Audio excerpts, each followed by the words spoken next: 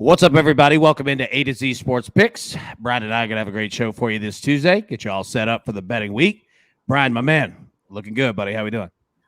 Thanks, brother. Doing good. Other than that Gator debacle last night, I'm all right. We don't need to talk about it.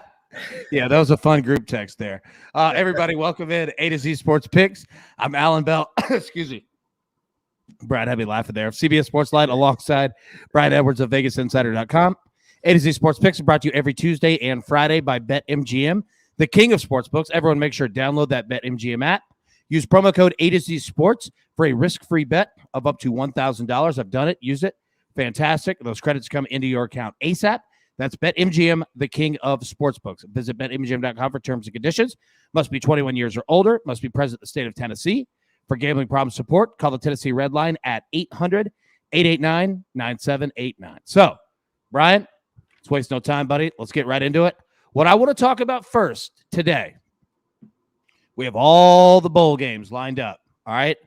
I want to know what you're eyeing right now, anything that you've already played, about to play, want to play. What are the best bowl games to bet right now?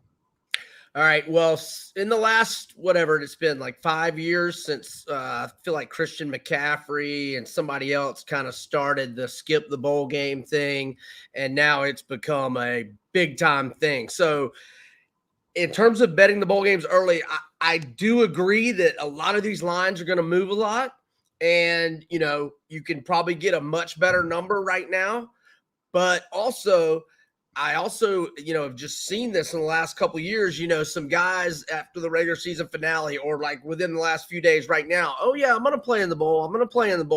And then they find out, you know, more about their draft status and whatnot. This bowl gets closer, I'm out.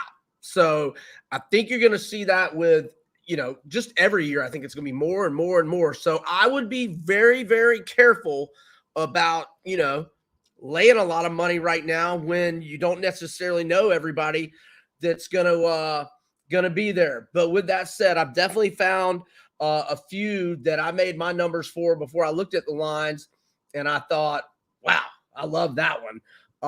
I'll start with Auburn against Houston. Now we know Bo Nix is out, and so, you know, we don't not very good quarterback play from Finley. And you can't count on them having the same intensity and effort they have in an Iron Bowl. But Auburn should be favored by way more than 3 against Houston. So I'm looking at Auburn right now. I'm also looking at North Carolina State -1. North Carolina State, either -1. Actually, it's kind of – I actually see one book's got UCLA favored by 1. And there's even a couple of pick'ems, but I like NC State in that one. Just another like quick thing on bowl games that I put a lot of stock in. 2 things: location and motivation. For That's instance, a T-shirt right there. What's that? That's a T-shirt right there. Location and motivation. Right. Yeah. So just a couple that I wanted to just quickly hit on, like motivation. UTEP, first bowl game since 2014. They play Fresno. Fresno's a lot better than them, but their head coach is gone. Jake Haener, their stud quarterback, is gone. So he's going to transfer and follow DeBoer to Washington. So UTEP, you know, I'm not saying to bet them right now. I'm just saying there's an example of what I'm talking about with motivation. UTEP's fired up to go to any bowl. They haven't been to one. Nobody in the program's been to one. Fresno's a little pissed. We don't have our QB. We don't have our head coach, et cetera. And I think you got to factor that in to all the bowl games. Another one, I think Tennessee should be favored by more. I made them 7.5. And another thing with Purdue, David Bell, their receiver, has already said he's going to go pro. I'm not sure if he specified no bowl game or not, but I'm pretty doggone sure he's not going to play. And then there's also that stud defensive end, who is going to be a first-round pick. He's got a tough pronunciation. I'm getting there. Big George, what I like to call him, Karlaftis. I doubt he's going to play. I know I butchered that pronunciation. I doubt he's going to play. I doubt David Bell's going to play. So there's more reasoning for Tennessee. I mean, we know they lost Tion Evans to Louisville, but that happened before the regular season ended. So there's just a couple of quick thoughts, and I'll kick it back to you, and I might have a couple more before we move on from this segment as you're going, just as I'm – go ahead. Yeah, no. I think you bring up an excellent point. Like, you have to know who's in, who's out, which we might not know for a little while. 2, I think coaching moves and transfer portals are obviously going to be huge in regards to that. But the games that I found, they benefit the teams that I'm betting on. Okay. So first off, Tennessee -3. Absolutely. That's one of them. Look, it's amazing. Purdue opened -3. Like, that line moved 6 points overnight, the first night. Yeah. I wonder if David Bell is announced, their stud receiver. I wonder if that coincided with his announcement. I know it was in the last 24, 48 hours. Yeah, definitely. And the total went up, I believe it's almost 6 points now. So yeah, I've got Tennessee -3. Now, former colleague of mine, Barton Simmons, used to call this psychological season. Exactly what you're talking about. Where's motivation? Where is not motivation? I'll tell you this. The motivational game is going to be the Rose Bowl. All right. I don't think Ohio State is going to give a damn about that game. I bet that they have a lot of players transfer out, not want to play, etc. And they're going up against arguably the most motivated team in the country in every game that they play, Utah. So give me Utah +6.5, because look, when you play physical football, buddy, there's nowhere to hide, right? Like, it's one thing if you have a high-flying, pass-heavy offense. You could get a quarterback has a bad day and you kind of hang in the game even if you don't care. Utah just wants to fight. We've seen it against Oregon twice. Like, that's just what they do. So give me Utah +6.5 in the Rose Bowl. Last one, give me Pitt -3.5 against Michigan State. I think Kenny Pickett's going to play in that game. I don't see why he wouldn't. He said that. He said he's going to play. Yeah. So if Kenny Pickett's in that game, and this is nothing against Michigan State, we've praised them all year, rightfully so. Well-coached football team. Mel Tucker's done a hell of a job. They're not built to play in a game where if Pitt gets into the high 30s, 40s, Michigan State, they don't want that at all. I can see them wrapping that one up. So, yeah, those are the 3 that I have. Tennessee -3, Pitt -3.5, and Utah +6.5. Let me throw a few more thoughts out, or go ahead if you want. Yeah. No, I'm done. Go ahead. Yep. I think South Carolina is going to be highly motivated. I'm not saying that they're going to beat North Carolina, but South Carolina hadn't been. Alexa, shut up. I thought you had a ghost in your house. Did I say Alexa? I never said it, so I don't know why it started talking. That's the new prank on this show. Right? Sorry about that. Yeah, so South Carolina, I think, will be highly motivated. Another one I think I like is Kentucky, as long as Wan'Dale Robinson does not opt out. Another point I was going to make. SEC in bowl games. Alabama, 2-0 against the spread last year, covered against Notre Dame, covered against Ohio State. Ole Miss did not cover, and Auburn did not cover. I think those are the only 2 that didn't cover. Mississippi State won outright as a dog against Tulsa. Georgia, actually, they didn't cover. Gators did not cover. Kentucky won outright. All right, I'm just canceling out my point here on it. You're all right. Damn. Okay, maybe it wasn't last year that the SEC had a great. Well, they played a lot of bowl games, so hey, what are you going to do? Right. Go ahead. No, I was going to say, you got any others? Well, SMU's had a coaching change, and they play Virginia, and Bronco Mendenhall is retiring or taking a break, resigning, whatever. I think they're wanting to play hard for him, though. So there's a motivation thing that I think favors Virginia. Now, we need to make sure Brennan Armstrong is healthy, obviously, because they're a different team with or without him. East Carolina, they will be highly motivated because they have not been to a bowl game, I don't think, since Ruffin McNeil. And I've got that right here. That's one of my favorite names in football, by the way. Right. Ruffin McNeil. That's a fantastic, that's a movie football name. You know what I mean? Yeah. So they haven't been to a bowl since 2014. They should be highly motivated. UCF should be highly motivated to play the Gators because that hasn't happened in a long time. And there's just a couple. Yeah, and to wrap this segment up, I have no idea what the hell to do with Florida in a bowl game. Yeah, I have no idea. Yeah, like just no clue. Yeah, and they're not the only team. You know what I mean? Like Sure. I just have no idea. I don't know what to do with Oklahoma in a bowl game. What the hell do you do with that? You know what I mean? And they're playing. They got Oregon.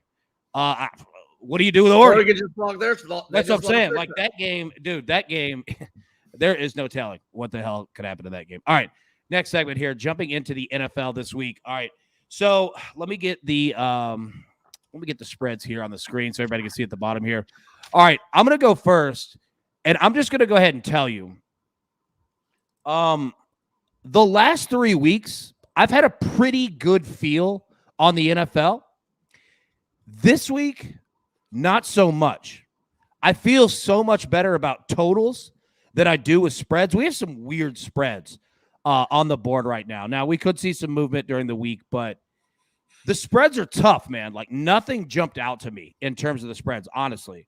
I'm fascinated in Arizona -3, excuse me, against the Los Angeles Rams, but so's like 75% of the public, right? Like, I don't know what to do with that. So I don't have any plays that I've plugged in as of yet, but here's what I'm looking at.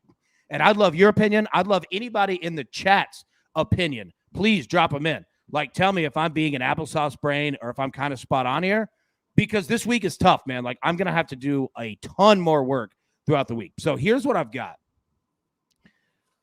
Steelers, Vikings, over 44. I feel like this. What'd you say? I like that. Yeah, like I feel like this game is going to necessitate some points, and I feel like it could be just kind of a sloppy game. Jaguars, Titans, over 44.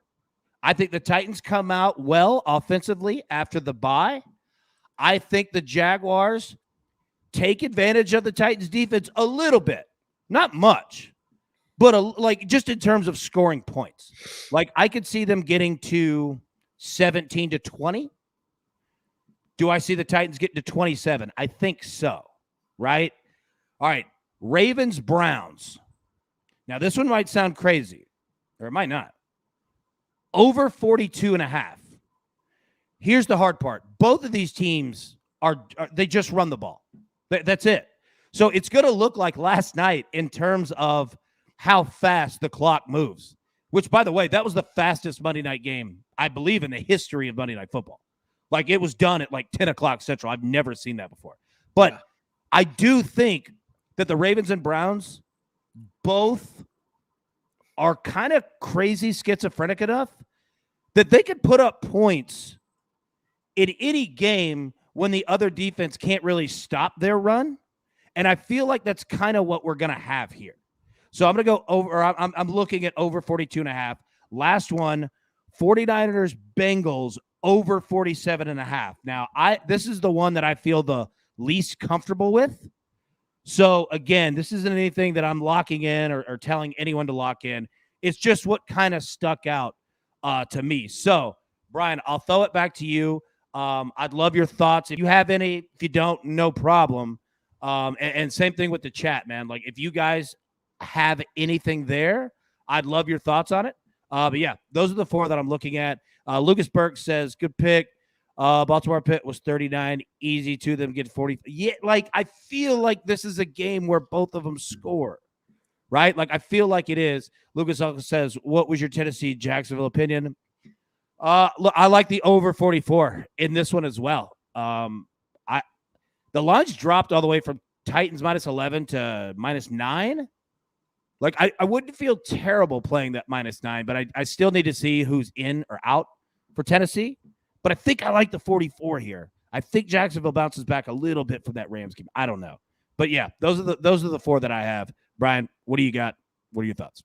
I agree with you on the over on Pittsburgh, Minnesota. The over is cashed in 3 straight for the Vikings and 4 of their last 5. But the only under during that 5-game stretch was a 27-20 win at the Chargers that got 47 combined points. So that would be over this number of 44. The Chargers, and the combined scores for Vikings in those games was 56, 60, 65, 47, and 65. So well over this 44-point number in those. And 9 of Minnesota's 12 games have had 47 combined or more. The overs hitting back-to-back road games for the Steelers, 41-10 at Cincy for 51, 41-37 at the Chargers for 78 combined. I was going to, let's see. Bucks -3. Short week for Buffalo. Go down and probably even be a little heat factor going on down in Tampa. I haven't looked at the weather, so I don't know that. But yeah, just the Bucks -3 at home. I think I would take them -3 at home against most teams. I mean, probably every team, I think. Yeah, for the most part. And Buffalo is just I mean, last night, go ahead. No, I didn't mean to interrupt you. I was just going to say, I could see Buffalo's locker room being hella confused right now. Like, I could see it being in disarray. They don't know what's going on with their team. They just lost to a team that threw 3 passes, right? Not to mention, look, I do have to give some credit to Josh Allen. My man was playing in that just slop, and he was throwing against the wind well. His team let him down. Dawson Knox, by the way, I know he is a Nashville guy, and respect to him, my man. You cannot be out on the field before the game doing the hardo move of, no sleeves, T-shirt, shorts, and you come out and drop everything. You can't do that, dude. So I didn't mean to interrupt you. Keep going, but I can see this Buffalo locker room just being all over the board. And I think that last night, like we saw Sean McDermott, he was pissed off all game. Like, I think he's frustrated as hell, and I think this team is frustrated as hell. So I'm with you. I'm going to add that to my list. I agree. Keep going, sir. Yeah, so we don't know yet on, Mike Glennon's in concussion protocol. We know that they came out yesterday, and it's very likely Daniel Jones is going to be able to play. They just got Jacob Fromm off of the practice squad from somebody like 11 days ago, and he appears to be set to be the starting quarterback. We don't know that for sure. It is only Tuesday, but the Chargers just won by 19 at Cincinnati in their second road game in 2 weeks at home against Jacob Fromm, and the Giants are we don't know about Kadarius Toney. I know my boy Caden Smith's going to be out. They put him on IR.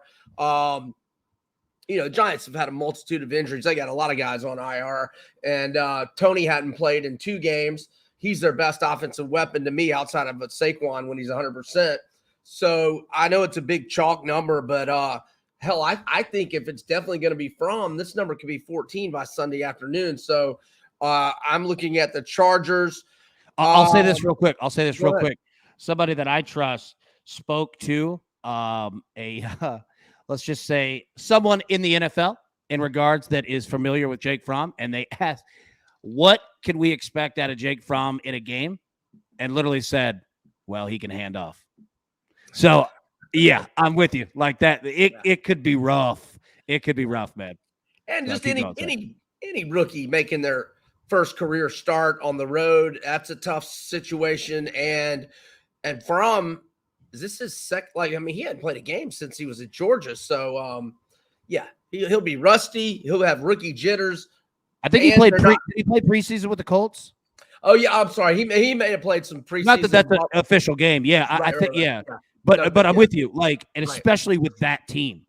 Right. It's not like you got a lot of weapons around you or a very good team to begin with. You're the inferior team. You're on the road. You're learning these plays in the last 11 days. That's an impossible situation in my mind. I have not looked into Waller for the Raiders. But if he's back and they're somewhat healthy, they should have beat Washington the other day.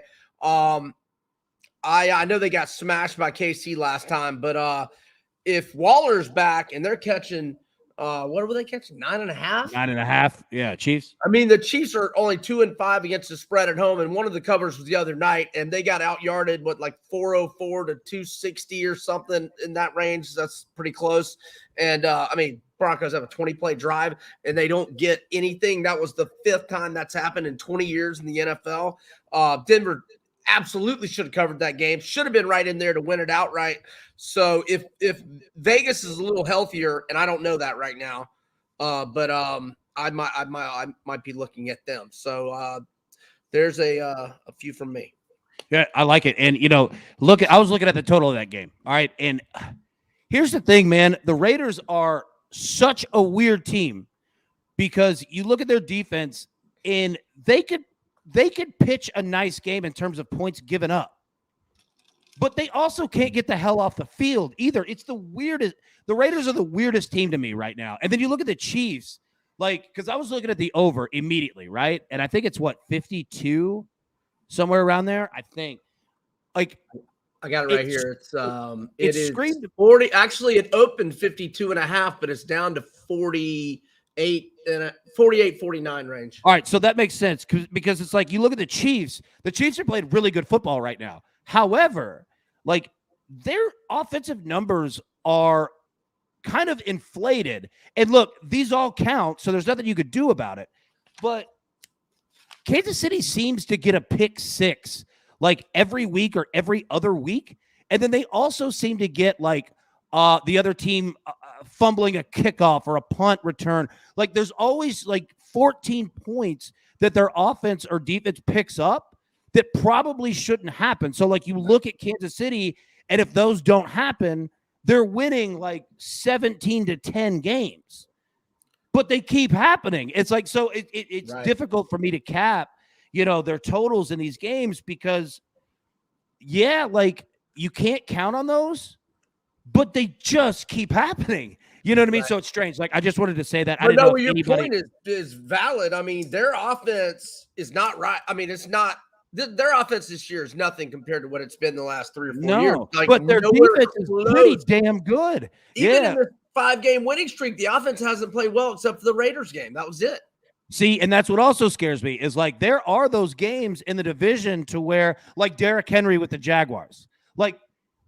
You could take Derrick Henry right now with the walking boot, and he's going for $2 bills. He just owns Jacksonville, right? And I fear that the minute that I play these numbers with the Chiefs and Raiders in this game and play the under, it just pops out to where Kansas City just owns Las Vegas. And they revert back to who they used to be because they're comfortable doing it, right? So anyways, I just wanted to say that because I've been thinking about it all week already, and I got to do more work on it. But yeah, that game scares me in that sense. And the Raiders, I feel like they're due at some point to bust out offensively. You know what I mean? But you can't count on that. So anyways, we'll talk more about that on Friday.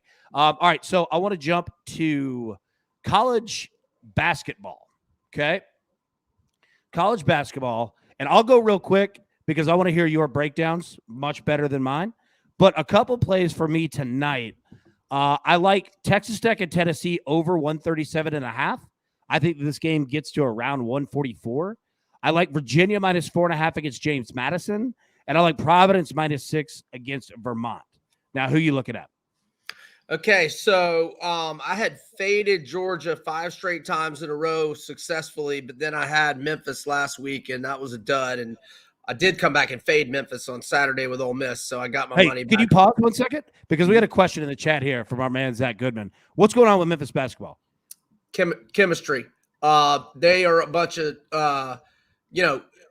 they're always arguing about who's taking shots. They turn the ball over a lot. Penny's a great recruiter. I don't think he's very good with X's and O's. I mean, they still haven't made the tournament. What year is this? Is at least his 3rd year, maybe his 4th. In the Ole Miss game, they're trying to rally there late. And Amoni Bates gets a rebound. They're down 4, and he takes a quick 3, and he misses. And then everybody's looking at him and yelling at him. I mean, you can't have your teammates all looking at you and yelling at you. I'm not saying it was great shot selection, but I mean, you're trying to rally in the last 20 seconds. And I noticed going off what you just said. When I guess it was Thursday, maybe Wednesday, Thursday, whatever. When Penny was talking about after the game, after their loss, that we've got to play with each other, like what you're saying, chemistry, right? I noticed on Saturday, Amani Bates was the only one that didn't start. Right. So it kind of pinpointed to me, it seems like it might be him. Right. I don't know, but yeah, I was like, okay, the other 4 guys started. My man didn't. you're kind of Right. singling it out here. So, yeah. Yeah, and the way I said that probably isn't the way I should have said it because I had not been watching the whole game.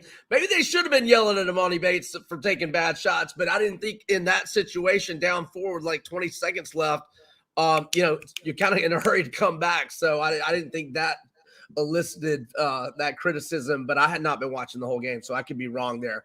Back to I got on Memphis there because they lost outright to Georgia, which is just so pathetic.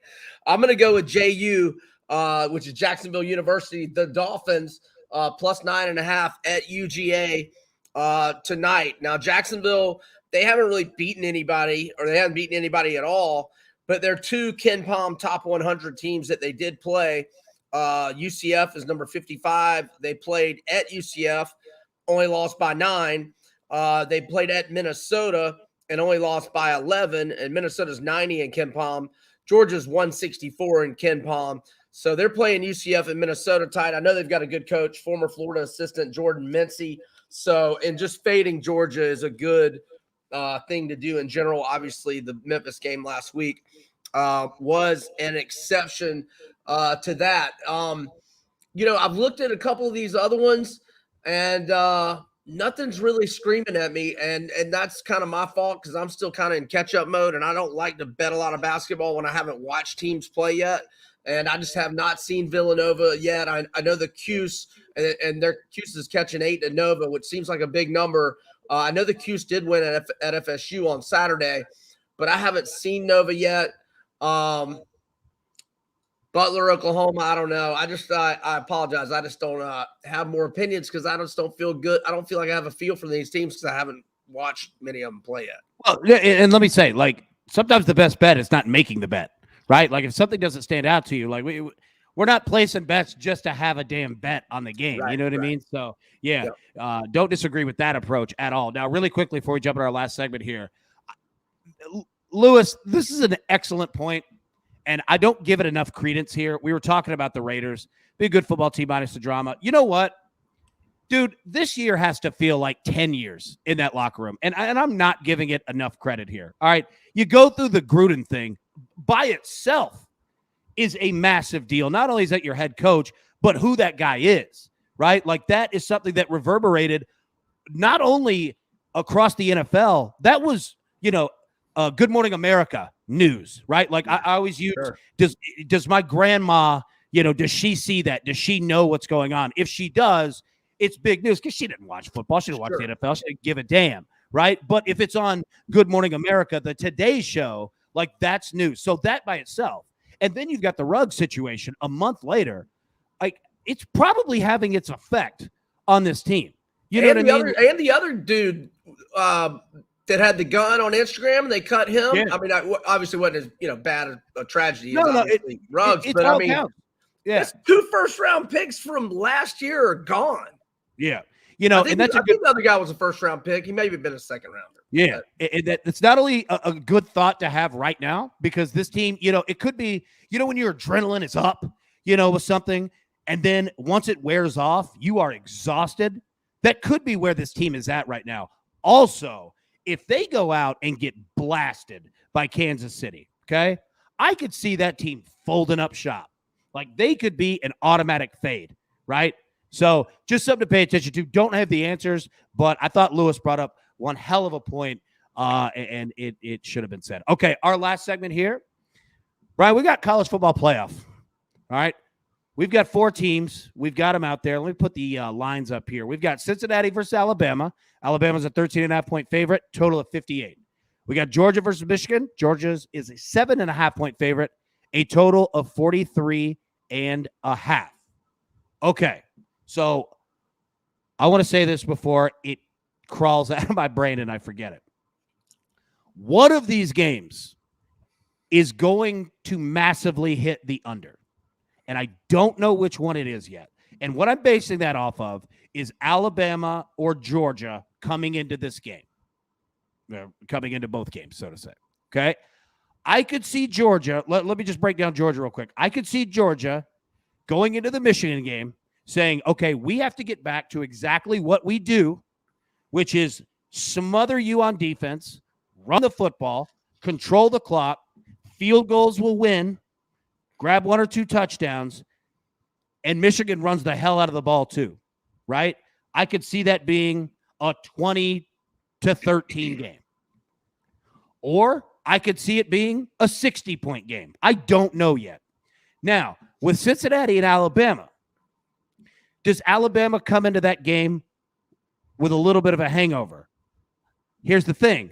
You're not playing for 3.5 weeks. So it's like the hangover thing doesn't really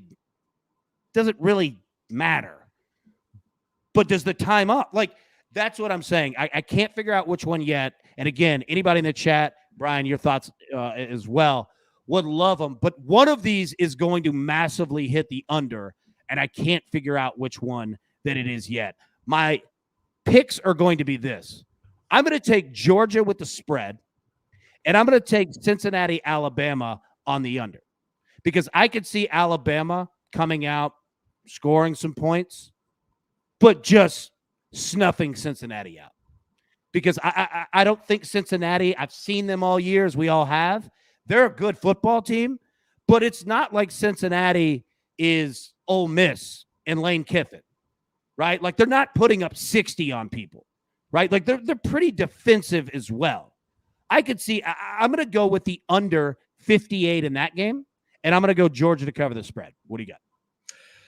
So I think it's a pretty big deal that Mechie's going to be out for Alabama, tore his ACL, 96 receptions, 1,142 yards. So, I mean, Fickle, I mean, they're going to have, their main All-American Sauce Gardner is going to be on Jamison Williams, but, I mean, he's going to have safety help pretty much always.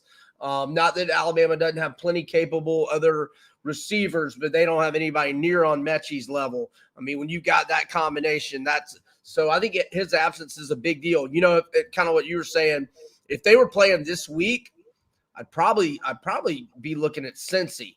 The fact that they are playing and Saban's going to have more time to get ready.